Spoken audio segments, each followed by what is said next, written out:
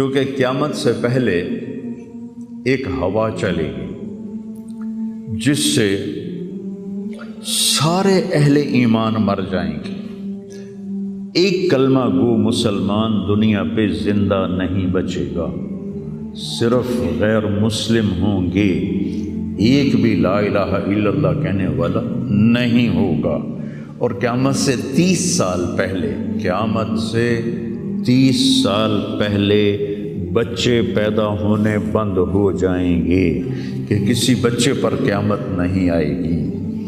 یوم تذہل کل مرضعۃ عما ارضعت، وہ ہولناکی بتانے کے لیے تشبیہ ہے، وہ یہ نہیں کہ ایسا ہو رہا ہوگا، کیونکہ بچہ تو کافر کا بھی ہو وہ معصوم ہے، مسلمان کا بھی ہو تو وہ معصوم ہے، اس لیے آپ نے کہا کہ سارے جو نابالغ مرتے ہیں وہ جس مذہب کے بھی ہیں سب جنت میں جائیں گے، چونکہ ان پر تو بھی شریعت لاگو ہی نہیں ہوئی ہے، اور سارے بچے حضرت ابراہیم علیہ السلام کے پاس چلے جاتے ہیں۔ تو حدیث پاک میں آتا ہے جتنے اہل ایمان کے بچے بالغ ہونے سے پہلے، پیدا ہونے سے لے کر 15 سال سے پہلے تک جو فوت ہو جاتے ہیں، سب حضرت ابراہیم علیہ السلام کے پاس ہوتے ہیں، ساری نسل ابراہیم علیہ السلام کے پاس، اور وہ ان کے باپ ہوتے ہیں، اور ان کے ساتھ وہ اپنی وہاں کی جنت کے مزے لیتے ہیں، پتہ نہیں کیا لیتے ہیں، ان میں تو کوئی نہیں پتہ۔ بس آپ نے اپنے بیٹے کے بارے میں فرمایا، حضرت ابراہیم رضی اللہ تعالیٰ عنہ علیہ السلام، چونکہ وہ ابھی ماں کا دودھ پیتے تھے، ان کا انتقال ہو گیا، تو آپ نے فرمایا اللہ تعالیٰ نے جنت میں ایک حور کو مقرر کر دیا ہے ابراہیم کو دودھ پلانے کے لیے، سبحان، اور کسی بچے کے بارے میں ایسی بات نہیں ہے۔ تو ڈران والی گل کوئی نہیں، ساڈو تے قیامت نہیں ہوندی، 30 سال پہلے بچے پیدا ہونے بند ہو جائیں گے، قیامت 30 اور 30 سے اوپر کی عمر کے لوگوں پر ہوگی، اور وہ جانوروں کی طرح ہوں گے، سڑکوں پہ زنا کریں گے، اور ہر انسانی جو اخلاق ہیں ان سے وہ خالی ہو جائیں گے، ان سے وہ خالی ہو جائیں گے۔ یہ امت کے اوپر امتحان ہے۔ ہمارا ایک ساتھی ہے وہاں کینیڈا میں، اس سے مجھے خواب سنایا کہ میں نے دیکھا کہ غزہ کے جتنے شہداء کے بچے ہیں وہ آسمان پہ تیر رہے ہیں، اور اللہ کے نبی ہر آنے والے کا استقبال فرما رہے ہیں۔ تو ہمیں دیکھنے میں تو بڑا ظلم نظر ہے، ظلم ہے بھی صحیح، لیکن ہماری تو موج ہے، تو سارے جنت میں گئے، جتنے بڑے شہید ہوئے وہ بھی جنتی، عورتیں شہید ہوئیں وہ بھی جنتی، مرد شہید ہوئے وہ بھی جنتی، اور بچوں کا تو میں نے کینیڈا میں ایک نوجوان خواب دیکھ رہا ہے، راونڈ کا پڑھا ہوا ہے، عالم ہے، کہ میں نے خواب دیکھا کہ غزہ کے شہداء کے بچے آسمان پر تیر رہے ہیں، اور اللہ کے نبی ہر آنے والے بچے کا استقبال فرما رہے ہیں۔ تو ساڑی تو موج ہو گئی، ہمیں دیکھنے میں موت نظر آتی ہے، حقیقت میں دیکھو ایک ہوتا ہے کامیاب ہونا، اور ایک ہوتا ہے فتح پانا، ایک ہوتا ہے ناکام ہونا، اور ایک ہوتا ہے شکست کھانا۔ یہ دو الگ چیزیں ہیں، کامیابی الگ چیز ہے، فتح الگ چیز ہے، ناکامی الگ چیز ہے، شکست الگ چیز ہے۔ کربلا کے میدان میں سب سے مقدس خون بہایا گیا، سب سے پاکیزہ خون بہایا گیا، اور ان سب کو شکست ہو گئی، اور وہ سارے گردنیں کٹوا کے نیزوں پہ چڑھ گئے، لیکن وہ ناکام نہیں ہیں، وہ کامیاب ہیں۔ انہیں شکست ہوئی ہے، انہیں ناکامی نہیں ہوئی، وہ کامیاب ہیں۔ اور شمر کا لشکر وہ فتح پایا ہے، وہ کامیاب نہیں ہے، انہوں نے فتح پائی، کامیاب نہیں ہے۔ ابن زیاد کی گردن کٹ کے جب لائی گئی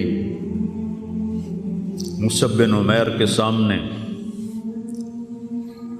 جیسے حضرت حسین علیہ السلام کی گردن کٹی ہوئی ابن زیاد کے سامنے رکھی گئی تو وہ ایسے منہ پہ چھڑیاں مار کر کہنے لگا میں نے ایسا خوبصورت چہرہ آج تک نہیں دیکھا جو مرنے کے بعد بھی اتنا چمکتا۔ کٹی ہوئی ابن زیاد کے سامنے رکھی گئی تو وہ ایسے منہ پہ چھڑیاں مار کر کہنے لگا میں نے ایسا خوبصورت چہرہ آج تک نہیں دیکھا جو مرنے کے بعد بھی اتنا چمکتا ہوا تر و تازہ ہو۔ تو حضرت ابو برزہ اسلمی رضی اللہ تعالیٰ عنہ نے کھڑے ہو کر روتے ہوئے فرمایا کہ ظالم یہ چھڑی یہاں سے ہٹا لے، میں نے ان ہونٹوں پہ اللہ کے نبی کے ہونٹوں کو لگتے ہوئے دیکھا ہوا۔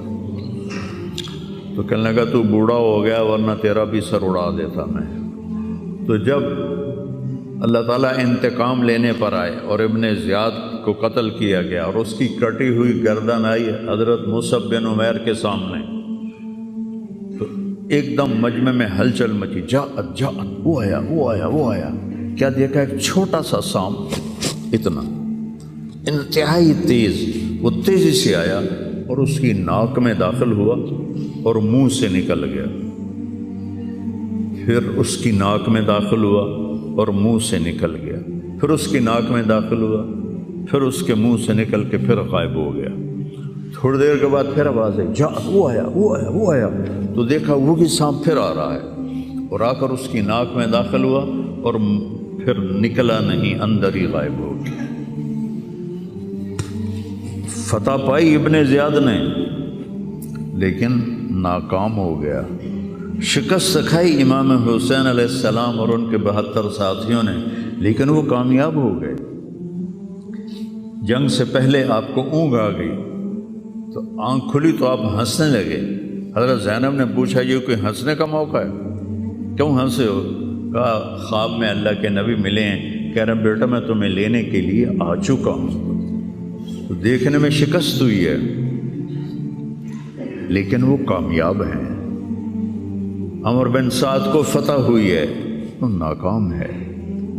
عمر بن سعد کی کٹی ہوئی گردن بے مختار کے سامنے رکھی گئی، اللہ تعالیٰ نے ایک کو زندہ نہیں چھوڑا، جتنے بھی قاتلین حسین تھے سب قتل ہوئے۔ حضرت عثمان کے قاتل سب طبعی موت نہیں مرے، سب ذلت کی موت مرے۔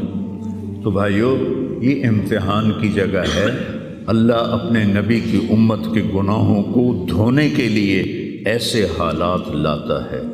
سب آپ نے فرمایا جتنا مجھے ڈرایا گیا اتنا کسی کو نہیں ڈرایا گیا۔ تو میں بتا رہا تھا ارض فلسطین یہ دوسری مسجد جو زمین پہ بنی 40 سال کے بعد وہ مسجد اقصی ہے۔ 4000 نبیوں کے باپ اور میرے نبی کے دادا ابراہیم علیہ السلام اس سرزمین میں تشریف لائے، وہیں آرام فرما رہے ہیں۔ اسحاق علیہ السلام، یعقوب علیہ السلام، داؤد علیہ السلام، سلیمان علیہ السلام، یحییٰ علیہ السلام، زکریا علیہ السلام، یہ وہ نبی ہیں جن کا قرآن میں ذکر ہے۔ اس کے علاوہ بھی سینکڑوں نبی ہیں جن کے نام نہ تاریخ میں ہیں نہ قرآن میں ہیں، جو اس سرزمین کے اندر ہیں۔ یہ محشر کی سرزمین ہے، یہ نبیوں کی سرزمین ہے۔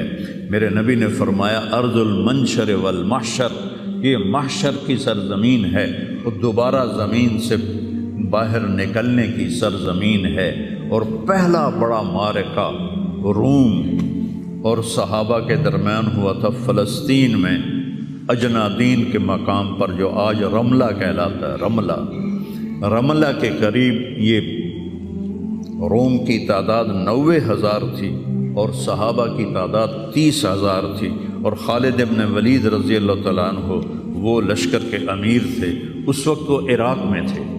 جب حضرت ابو بکر صدیق کو پتہ چلا کہ جو 18 دن کا تھا اور ایک راستہ تھا جس سے لوگ آتے جاتے تھے وہ 2 مہینے کا تھا، تو حضرت خالد نے فرمایا میں اس صحرا کو پار کروں گا۔ لوگوں نے کہا ہم بھوک سے مر جائیں گے، پیاس سے مر جائیں گے۔ کہا جس لشکر میں رافع ابن عمیرہ ہو وہ لشکر ہلاک نہیں ہو سکتا۔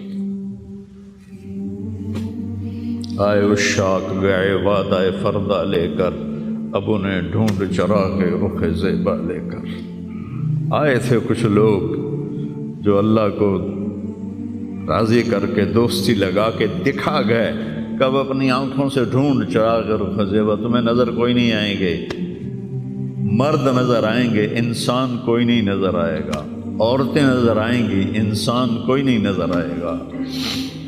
تو فرمایا جس لشکر میں رافع ہو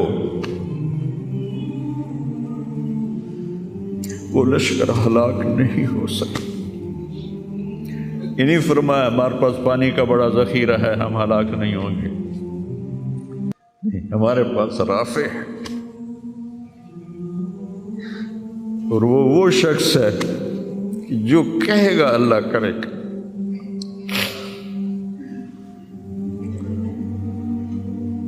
18 دن میں اس کو پار کیا، اور ایک مقام پر آ کر پانی ختم ہو گیا، 3 دن بغیر پانی کے گزارے۔ تو صحابہ نے کہا کہ اب ہم مرتے ہیں، طاقت نہیں ہے، کہا رافع کو بلاؤ۔ رافع کی آنکھیں خراب تھی، فرمانے لگے رافع پانی چاہیے، کہنے لگے اچھا مجھے بتاؤ کہاں ہیں ہم، کیونکہ وہ دیکھ نہیں پا رہے تھے۔ تو انہوں نے فرمایا کہ فلاں جگہ۔ اب صحرا میں تو کوئی نشان منزل ہوتا ہی نہیں، تو کوئی انہوں نے جھاڑیاں بتائیں، کہنے لگے کچھ جھاڑیاں دیکھو ایک طرف کٹھی ہوں، کٹھی جھاڑیوں کا کوئی جھنڈ ہو، مجھے بتاؤ ہے؟ انہوں نے کہا ہاں وہ نظر آ رہا ہے، کہ مجھے وہاں لے چلو۔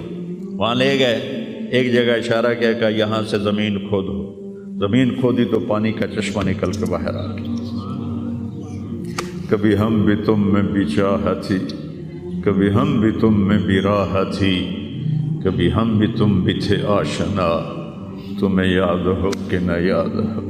اللہ نے تو بے وفائی کی نہیں، ہم نے بے وفائی کی۔ اس کی مدد جو رکی ہوئی، یہ بھی اس کی مدد ہے۔ ہمارا شہید جنت میں جا رہا ہے، اگر زندہ ہے، زخمی ہے، بھوکا ہے، گناہ معاف ہو رہے ہیں۔ جہنم کی آگ سے ایک سوئی کا نکا عام آدمی ویکھ ہی نہیں سکتا، دھاگا نہیں پا سکتا، جس دن کی نظر کمزور ہوئے، اتنا چھوٹا ہوتا ہے۔ میرے نبی فرمایا، جبریل علیہ السلام نے آ کے عرض کیا یا رسول اللہ، سوئی کے نکے کے برابر اگر جہنم کی دیوار میں سوراخ ہو جائے تو اس میں سے جو آگ کی چنگاری نکلے گی پوری دنیا کو کوئلہ بنا دے گی۔ اس کے سامنے یہ تکلیف تو بڑی تھوڑی ہے، لیکن بات اصل یہ ہے کہ ہم نے اللہ سے دوستی چھوڑ دی۔ یہودیوں کو گالیاں بعد میں دو، پہلے ہم اپنے گریبان۔ تجھے کیوں فکر ہے اے گل دلے صد چاک بلبل کی، تو اپنے پیرہن کی چاک تو پہلے رفو کر لے۔ کتنا جھوٹ بولا جا رہا ہے، کتنے جھوٹے مقدمے ہیں، کتنی والدین کی نافرمانی ہے، کتنے گھریلو ناچاکیاں ہیں، کتنا سود چل رہا ہے، کتنا شراب کے ٹھیکے چل رہے ہیں، کتنے لوگ نمازیں چھوڑ چکے ہیں۔ صرف حکمرانوں کو میں کیا گلہ دوں، آج ہم سارے اس حمام میں ننگے ہیں۔ تو یہ اللہ کی رحمت ہے، اگر کسی کو اللہ نے اس امت کو اگر دنیا میں وہ جھٹکے دیتا ہے۔ مجھے ایک آیت بھی یاد آ گئی، دونوں کو حال بتاتا ہوں۔ ایک ہے جنہوں نے اللہ کو نہیں مانا، تو اللہ کہتا ہے ذرہم یأکلوا ویتمتعوا ویلہہم الامل فسوف یعلمون۔ میرے محبوب کرن دے انہاں نوں موج میلا، 4 دہاڑے انہاں نوں موج میلا کرن دے انہاں نوں میرے کول آون دے، ووڑ ویکھی میں کی کرنا، ٹھیک ہوگی۔ ہمارے بارے میں کیا کہا، وَلَنُذِيقَنَّهُمْ مِنَ الْعَذَابِ الْأَدْنَى دُونَ الْعَذَابِ الْأَكْبَرِ لَعَلَّهُمْ يَرْجِعُونَ۔ میں تمہیں دنیا میں چھوٹے چھوٹے عذاب دوں گا، بڑا عذاب نہیں دوں گا آخرت کا۔ یہ غزہ کی جو تباہی ہے یہ چھوٹا عذاب ہے، یہ چھوٹی تکلیف ہے۔ دون العذاب الاکبر، فَيُعَذِّبُهُ اللَّهُ الْعَذَابَ الْأَكْبَرَ يَصْلَى النَّارَ الْكُبْرَى، اور عذاب اکبر نار کبرا جہنم ہے۔ تو میرا اللہ کہہ رہا ہے کہ میں تمہیں چھوٹے چھوٹے عذاب دوں گا، بڑا عذاب نہیں دوں گا، تاکہ تم توبہ کر کے میری طرف آ جاؤ، اور جو مجھے نہیں مانتے انہوں نے چھٹی دیتے۔ جو بچہ اسکول میں پڑھتا ہے اسی کی حاضری ہوتی ہے، غیر حاضری ہوتی ہے۔ جو پڑھتا ہی نہیں تو اس کی کون حاضری لیتا ہے یا غیر حاضری لیتا ہے؟ اپنے بچہ کوئی غلطی کرے تو اس کو تنبیہ کی جاتی ہے، گلی کا بچہ کوئی کچھ کرے تو ہم نے کبھی دیکھا ہے کہ کیا کر رہا ہے؟ یہ امت میرے اللہ کی لاڈلی امت، اس وجہ سے نہیں کہ ایسے کوئی بڑے حاجی پارسا ہیں، اپنے حبیب کی وجہ سے، اپنے محبوب کی وجہ سے یہ امت اللہ کی لاڈلی امت ہے۔ اللہ ہمیں بھی بندر خنزیر بنا سکتا ہے، ہمیں کیوں چھوڑا ہوا ہے؟ تو گنبد والے کے لیے درود پڑھو،